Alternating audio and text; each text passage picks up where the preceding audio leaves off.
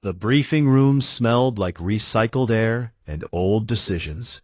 General Vorath Kessan sat at the head of the long table, his scales catching the blue light from the display screens. Around him, 12 senior officers waited for him to speak. He did not speak. He was looking at a number. 12,000. Such a small number. The Dominion had ruled 1,000 star systems for 600 years. They had fought wars that killed billions. 12,000 was nothing. A clerical note. A line in a budget report. The operation was a complete success, said Commander Yeel, pulling up the tactical display. The planet rotated slowly on the screen. It was gray now. It had been green and blue 3 days ago. Kepler 442b has been cleared for Dominion settlement. Human resistance was minimal. Minimal, Vorath repeated. The word felt strange in his mouth. They had no orbital defense, Yeel continued. No fleet presence. Just surface settlements. Farmers, mostly. Some scientists. The plasma bombardment lasted 4 hours. 4 hours. Vorath had been eating dinner 4 hours ago. He had been listening to music. Human music, though no one knew about that particular habit. A woman singing about a place called Tennessee. He did not know where Tennessee was. He suspected it no longer existed. Casualties? He asked. 12,047, Yeel said. All enemy combatants neutralized. They were farmers. Yeel blinked. Sir? You said they were farmers. And scientists. Vorath leaned back in his chair. When did farmers become enemy combatants? The room went quiet. Officers looked at their displays, at their hands, at anything except Vorath. Standing orders, sir, Yeel said carefully.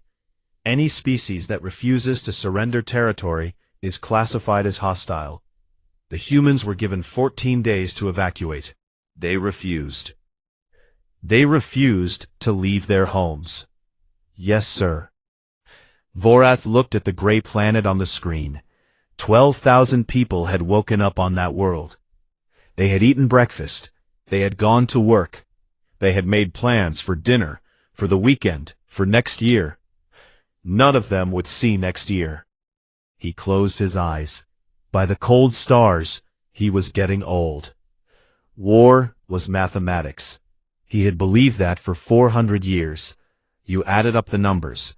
You calculated the acceptable losses. You made the cold equations balance. But humans did something strange. They named their dead.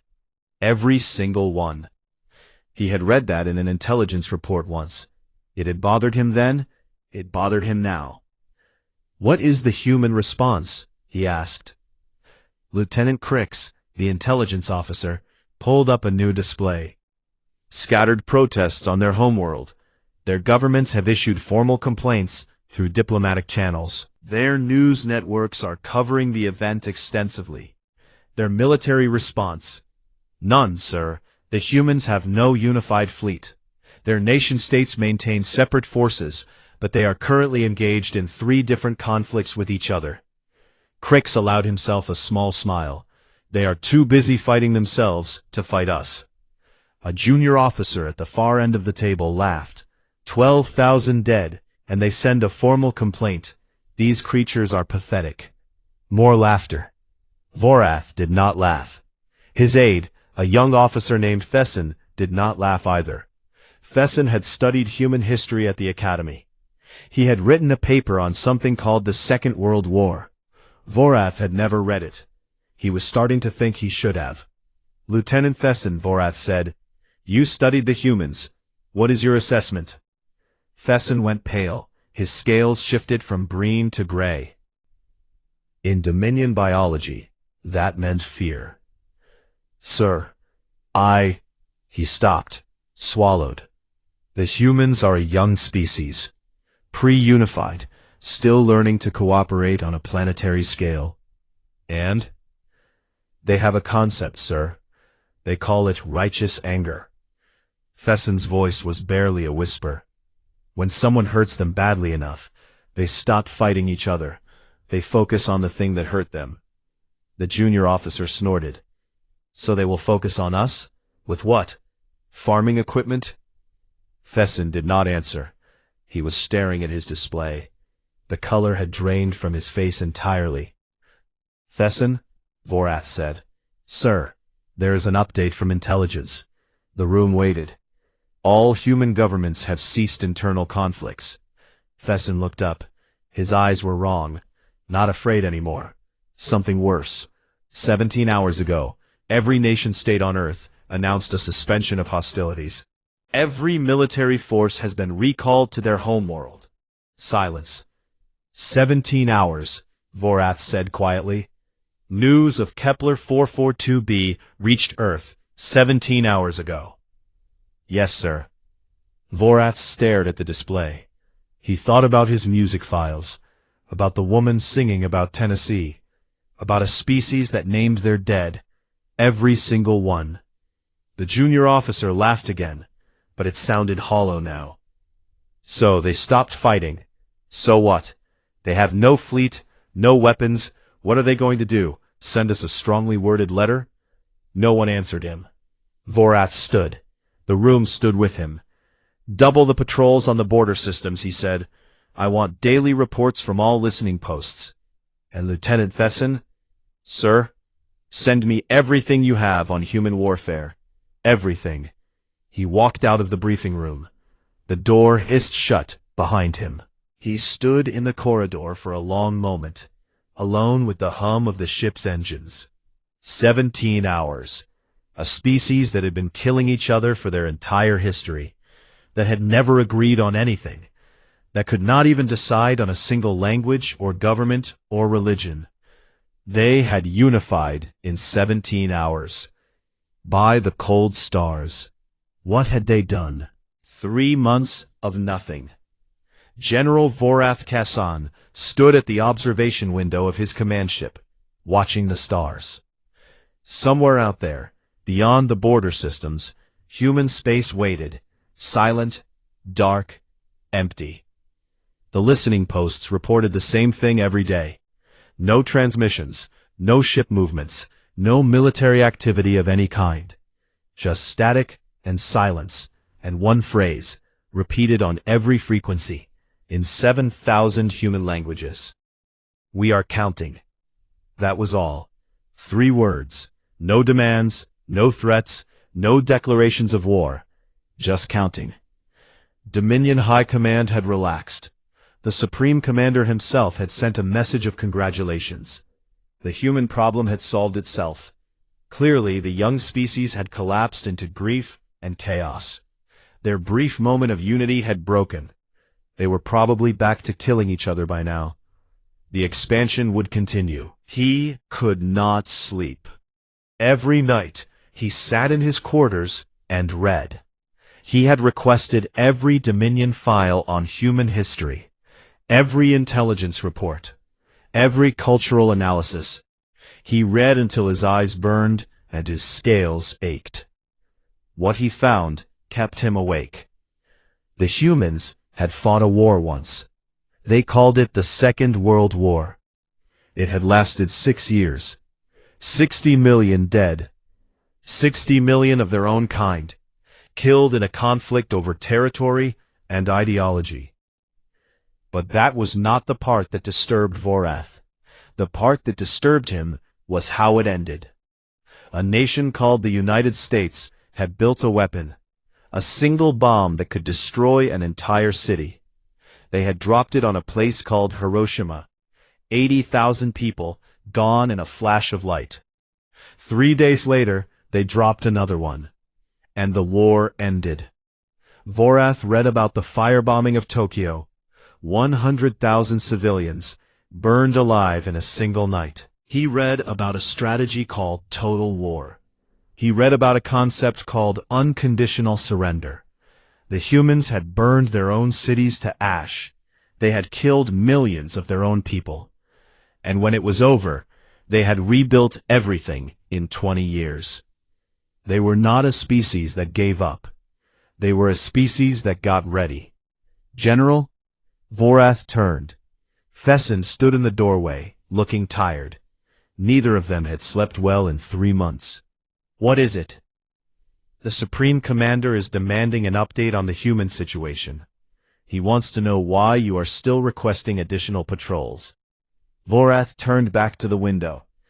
Tell him the humans are preparing. Preparing for what, sir? Our intelligence shows no military buildup, no fleet construction, no weapons development. Our intelligence is wrong. Thesson hesitated. Sir, with respect, we have sensors throughout their space. We would detect any significant activity. Would we? Vorath picked up a datapad from his desk. The humans built nuclear weapons in less than 4 years. They did it in secret. Their own people did not know until the bombs fell. He set the pad down. They called the project Manhattan. 200,000 workers, 3 years, complete secrecy. That was primitive technology, sir. We detected nothing on Kepler 442b. 12,000 people lived there. Farms, children, schools. Vorath's voice was quiet. We knew nothing about them until we killed them. Thesson said nothing. The humans are quiet, Vorath continued. They are not broken. They are not grieving. They are working. He turned to face his aide. Do you know what humans call the period before a counterattack? Thesson shook his head. They call it getting their house in order. Somewhere in the ship, an engine hummed. Normal, routine, the sound of everything being fine. Thesson's communicator chirped. He looked at it. His scales went gray. Sir, perimeter station Theta has stopped transmitting. Vorath felt something cold move through his chest. When? 4 minutes ago. No distress signal, no weapons fire detected. The station just went silent. Get me a visual. They walked to the command center. Officers scrambled to their stations. Screens flickered with data. Somewhere, an alarm was beeping. Bringing up the Theta sector now, someone said. The main display showed empty space, stars, darkness. The station should have been there. A bright point of light, transmitting status reports every 30 seconds like it had for the past 50 years. Nothing. Scanning for debris, another officer called out. No wreckage detected, no energy signatures. It is like the station was never there. Vorath stared at the empty space where 300 Dominion soldiers had lived 12 minutes ago. Sir, contact. A ship emerged from the darkness. Small, outdated, human. It is broadcasting, sir. On screen. The audio filled the command center. A human voice, female, calm, speaking in the Dominion language, accented but clear. Sarah Chen, age 34, botanist, Kepler 442b. A pause. Marcus Williams, age 7, student, Kepler 442b. Another pause. Yuki Tanaka, age 61, retired teacher, Kepler 442b. On and on, name after name, 12,000 names. The ship was broadcasting them on loop, every frequency, every language. The humans were still counting, and now they had started collecting. Sir, Thesson whispered, what do we do? Vorath watched the small human ship drift through space, where a Dominion station had stood for 50 years. One ship, alone, broadcasting the names of the dead like a prayer. We prepare, he said, because they are finished getting their house in order. He turned to his officers. Their faces were pale, their scales were gray, and they are coming. 200 Dominion warships dropped out of faster-than-light travel in perfect formation. General Vorath Kession watched from the command deck of the flagship, his claws gripping the railing. The human fleet waited for them. 40 ships, old designs, outdated weapons. Some of them looked like they had been pulled from museums. One vessel was broadcasting music, something loud with drums and screaming vocals. Commander Yeel laughed. This is their great counterattack, 40 ships against 200. Vorath said nothing. He was watching the human formation. They were not retreating. They were not spreading out. They were flying directly toward the Dominion fleet in a tight wedge. Open a channel, Vorath said. Sir? Open a channel to the human fleet. The communications officer hesitated, then complied. Static filled the bridge. Human vessels, this is General Vorath Kession of the Dominion Third Fleet. You are outnumbered and outgunned. Surrender now, and you will be treated according to... A human voice cut him off. Male, calm, almost bored. General, we know who you are. We know what you did. A pause. We are here to collect. The channel went dead. Sir, the human ships are accelerating. Vorath watched the tactical display. The 40 human ships were not slowing down. They were speeding up, flying straight into the teeth of 200 warships like they did not know what death was. All ships opened fire. The space between the fleets turned white. Plasma, missiles, energy beams. The Dominion had the best weapons in the galaxy. They had conquered 1,000 worlds with those weapons. The human ships kept coming. Direct hit on the lead vessel. Their shields are down. The lead human ship, burning and broken, did not retreat. It accelerated into the Dominion formation and rammed the cruiser Vexant at full speed. Both ships disappeared in a ball of fire. By the cold stars, someone whispered. Second human vessel is on a collision course with the dreadnought Calyx. Destroy it. They hit it with everything they had. The human ship's engines died. Its hull was cracked open to space. It was a dead ship, drifting through the void. And then its emergency thrusters fired.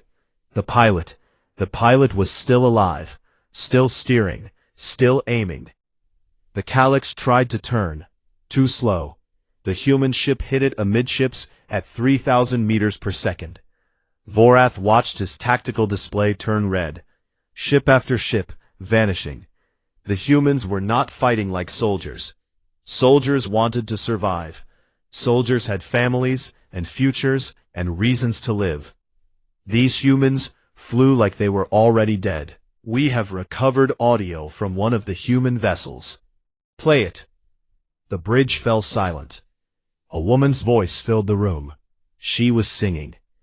The ship around her was burning, and she was singing.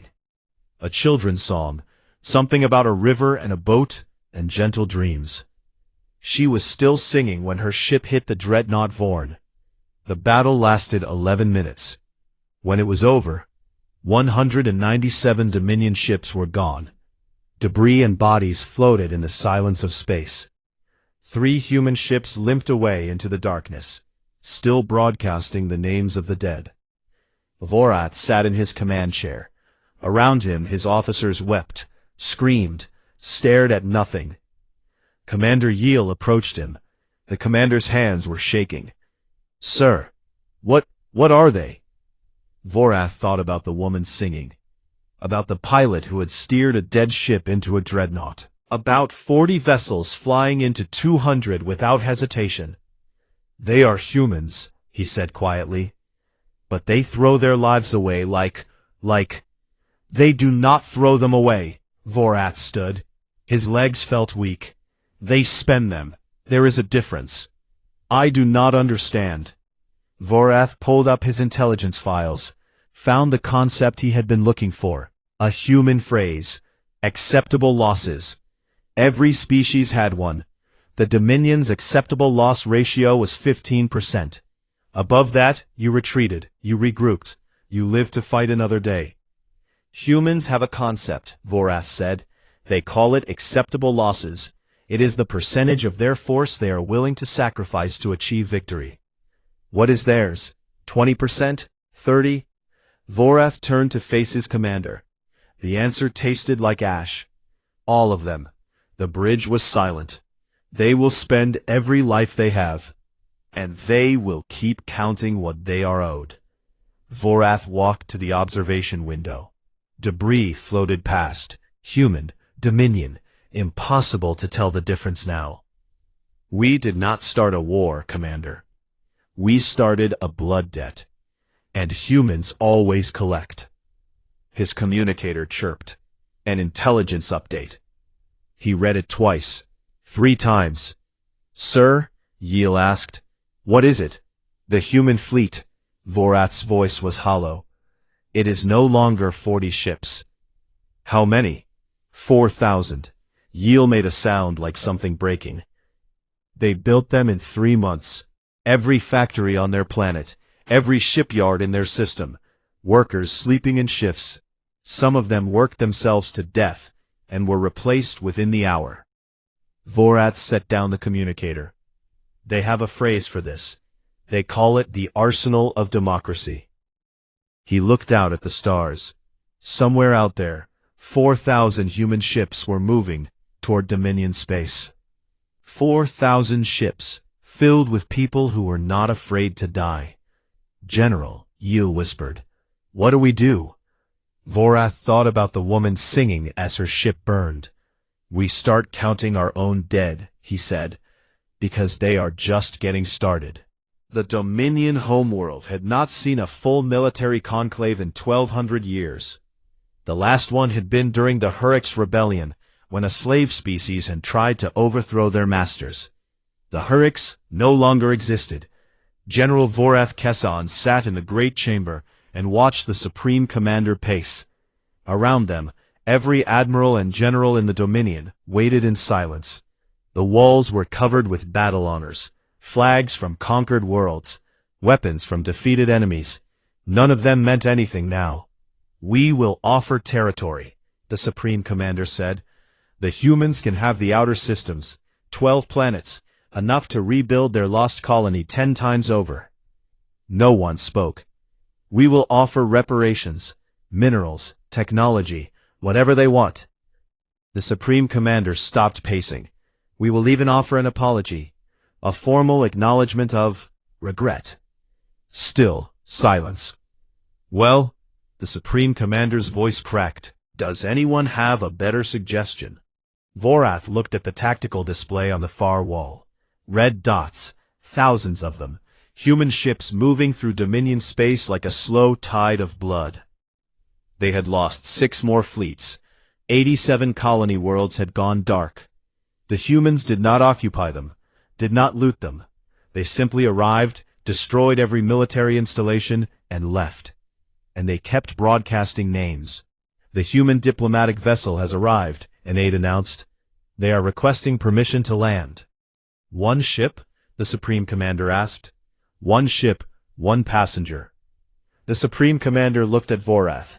General, you know more about these creatures than anyone. What do they want? Vorath thought about the woman singing, about the pilots who steered dead ships into living targets, about a species that unified in 17 hours. I do not know, he said honestly, but I do not think it is territory. The human ambassador walked into the great chamber 20 minutes later. She was small, gray hair, calm hands. She wore a simple black suit with no decorations except a single pin on her collar. A small circle, 12,000 tiny names etched around its edge. She was carrying a document. I am Ambassador Elena Vasquez, she said. Her voice was soft, clear. I represent the United Earth Government. The Supreme Commander straightened to his full height. He was 3 times her size. His scales were the deep purple of royalty. His claws could crush her skull with a single squeeze. She did not look impressed.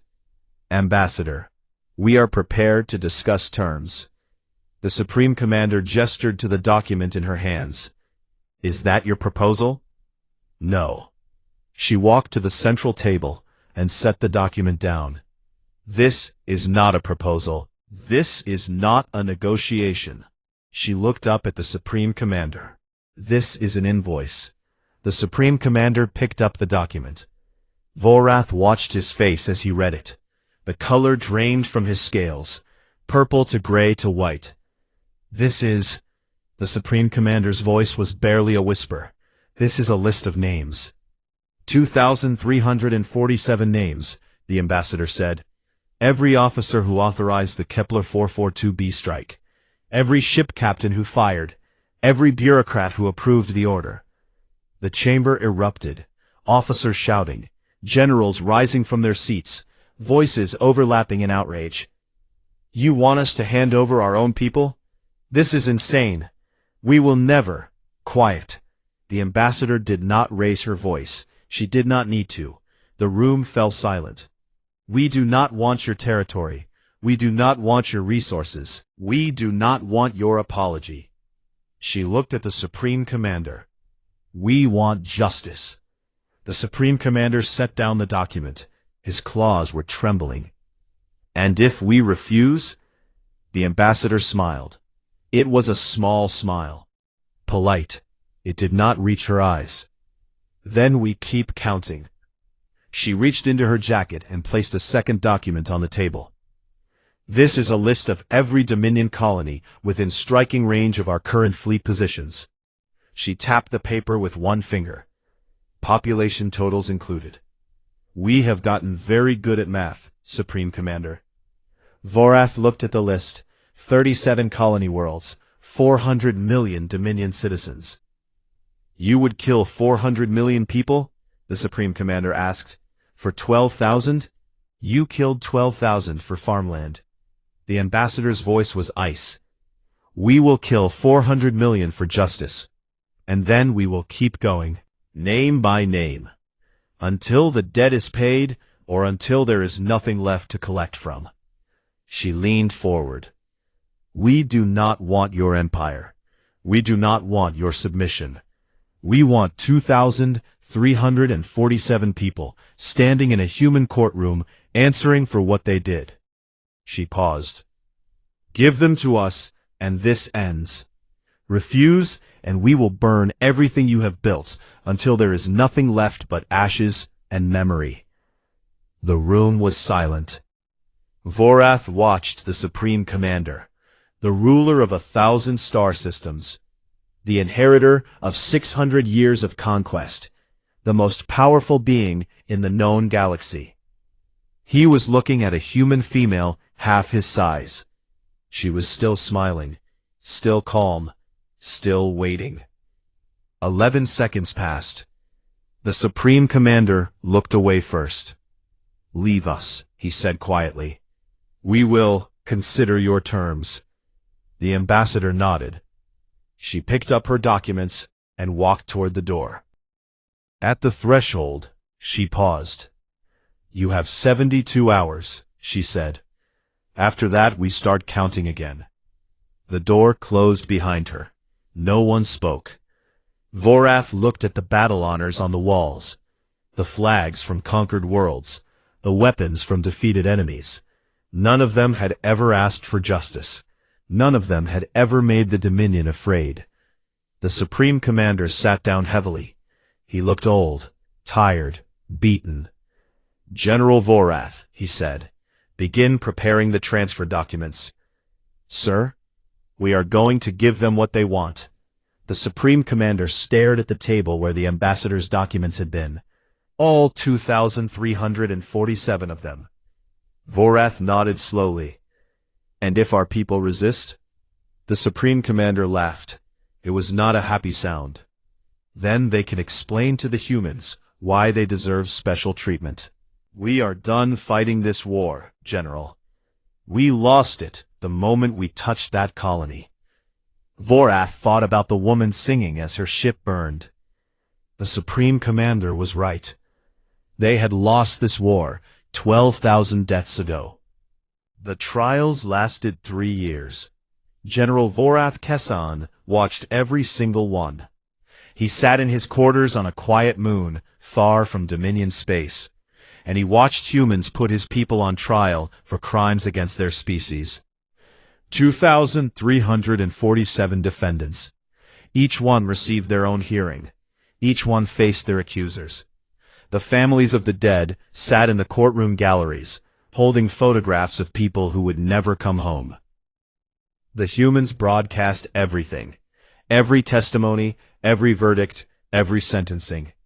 They translated the proceedings into 100 Dominion dialects so that everyone could understand. Most of the defendants received prison sentences, life imprisonment on human worlds where they would work, eat, and sleep among the species they had tried to destroy. 17 were executed. The humans did that publicly too. No torture, No spectacle. Just a quiet room, a medical injection, and a name read aloud before the end. The same name that had been on the ambassador's list. The same name that would be carved into a memorial on Kepler 442b. When it was over, the humans went home. They did not occupy Dominion territory. They did not demand tribute or submission. They did not install puppet governments or strip resources from conquered worlds. They simply left. The galaxy watched in confusion. The Dominion had lost. They had surrendered their own people to alien courts. They had bent their knee to a species that had been farming dirt 50 years ago. And the humans wanted nothing but to go home. Vorath understood. It took him years, but he understood. The humans had not fought for territory. They had not fought for power or resources or revenge. They had fought for balance. 12,000 dead. 2,347 held accountable. The scales were even. The debt was paid. That was all they had ever wanted. Vorath retired from the Dominion military 6 months after the trials ended. He moved to a small world on the edge of known space and began to write. His paper was called The Nature of Humanity, a Study in Applied Justice. It took him 4 years to complete. When he published it, the Dominion Academy rejected it immediately. Too sympathetic to the enemy, they said. Too dangerous. But copies spread anyway. Officers passed them in secret. Cadets downloaded them on private channels. Within a decade, it was required reading at every military academy in the galaxy. Not because the Dominion wanted it taught, because everyone needed to understand. The paper's thesis was simple. Vorath had spent his entire life believing that war was mathematics. Numbers and resources and acceptable losses. The side with the bigger fleet won. The side with more soldiers survived. Humans did not fight that way. Humans had a concept that no other species possessed. They called it justice. Not revenge, not conquest, not survival. Justice. They believed that wrong actions required consequences. That the dead deserved answers. That pain had to be balanced with accountability. And they would burn the galaxy to ash to make the scales even. Not for territory, not for power, not for themselves, for the principle of the thing. Vorath died on a quiet evening, 80 years after the war ended. His aide found his final journal entry the next morning. We made a mistake. We looked at the humans and saw a young species, weak, divided, fighting themselves over scraps of land and ideology. We did not understand. They fight each other because they can afford to, because they are strong enough to survive their own conflicts, because their wars make them harder, sharper, more dangerous. When something external threatens them, when something kills their children, destroys their homes, names itself their enemy, they stop, they count their dead, and they come for you. Together. Every single one. We thought we were predators. We had ruled 1,000 worlds. We had crushed 100 species. We had never lost a war. We had never faced humans. Now we know the truth. There are predators in this galaxy, and there are humans. Learn the difference. 100 years after the war, a young Dominion officer named Kella sat in a military history class. The instructor was old, a veteran of the border conflicts, a student of Vorath's writings. Today we study the human war, the instructor said. Can anyone tell me why no species has attacked human space since the Kepler conflict? No one raised a hand. The instructor pulled up a recording, an old file, grainy and worn. A human woman with gray hair and calm hands, standing in a Dominion council chamber.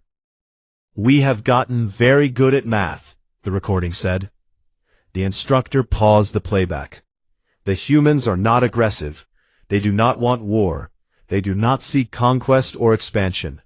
They are content to farm their worlds and raise their children and live their small lives. She looked at the cadets.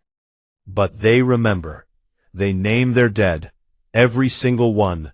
And if you give them a reason, She let the silence stretch. They will count what they are owed, and they will collect. No matter how long it takes, no matter how many of them die, no matter what it costs.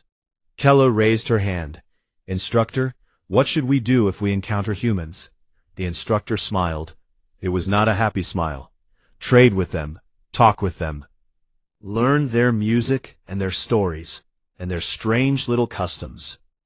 She turned off the recording. Make them your friends. Make them your partners. Make them anything except your enemies. And if we fail? The instructor thought about Vorat's writings, about a woman singing as her ship burned, about 12,000 names broadcast on loop across the stars. Then pray to whatever gods you believe in, she said quietly, because the humans do not forgive, they do not forget. She looked at the cadets, young faces, eager faces, faces that had never known war. They balance the scales, she said, always. Kella looked at the frozen image of the human ambassador on the screen.